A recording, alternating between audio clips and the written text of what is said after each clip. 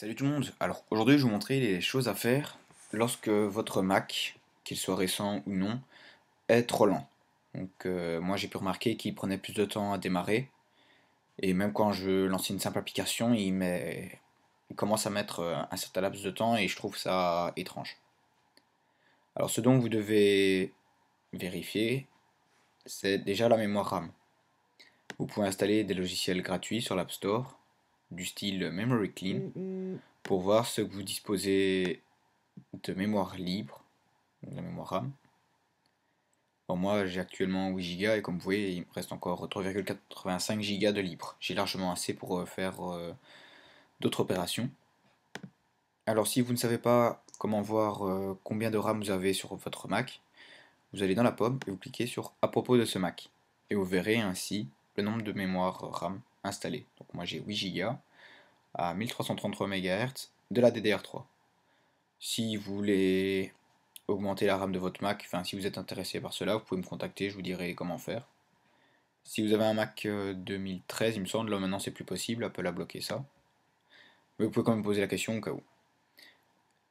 La deuxième chose à vérifier, c'est le contenu de votre Mac. Parce qu'une fois qu'un Mac est trop rempli, donc il devient saturé, là il commence vraiment à ramer, c'est le cas de le dire. Donc il faut veiller à ne pas avoir un disque dur trop chargé. C'est le même pour la SSD.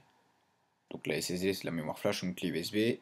C'est plus rapide qu'un disque dur, donc il n'y a pas le disque qui tourne, donc c'est instantané. Mais le problème c'est si vous le remplissez, à ce moment-là ça devient encore plus lent qu'un disque dur. Donc il faut bien veiller à cela. Alors si en nettoyant un peu votre disque dur et en faisant attention à la mémoire RAM, ça ne va toujours pas, ce que je vous conseille de faire, et moi c'est mon problème, c'est pour ça que je vous en parle, c'est d'aller dans l'utilitaire, donc application, utilitaire, et vous allez dans l'utilitaire de disque. Là, vous avez donc le disque dur connecté. Si vous avez des clés USB ou d'autres choses, ça affiche aussi. Et vous cliquez sur le premier. Donc moi, c'est un Toshiba, le disque dur qui était avec. Et cliquez ici sur vérifier le disque. Donc directement, il lance une vérification.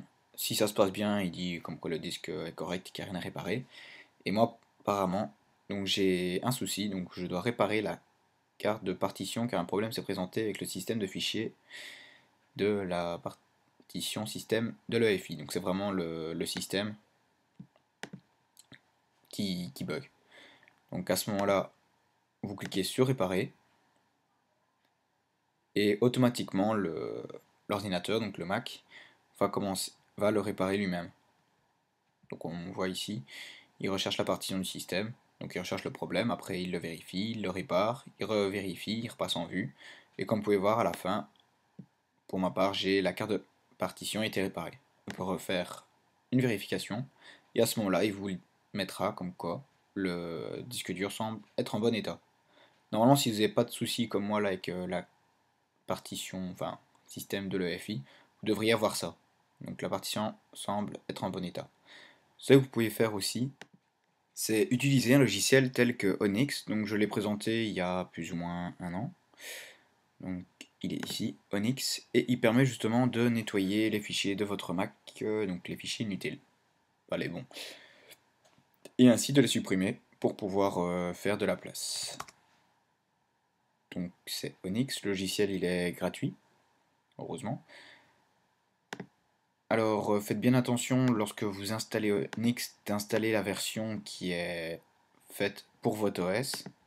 Donc si vous ne savez pas non plus sur quel OS vous êtes, donc vous allez aussi dans à propos de ce Mac et vous verrez ici, donc OS X, la version 10 est là, la vôtre. Donc moi par exemple je suis sur la 10.8.5, donc sur Mountain Lion, et j'ai le logo comme ça d'Onyx, tandis que sur mon iMac j'ai le 10.9 et le logo d'Onyx est différent. Donc faites bien attention à utiliser la bonne version.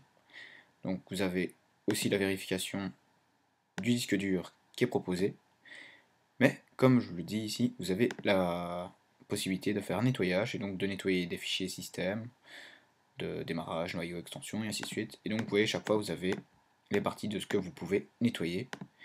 Alors à chaque fois vous devez cocher les sélections, et ensuite vous faites exécuter. Et donc voilà, donc si vous avez des questions ou toujours un Mac lent, vous pouvez me mettre les questions dans les commentaires, j'y répondrai au plus vite, pour ainsi que nous soyons tous sur des Macs assez rapides. Et donc voilà.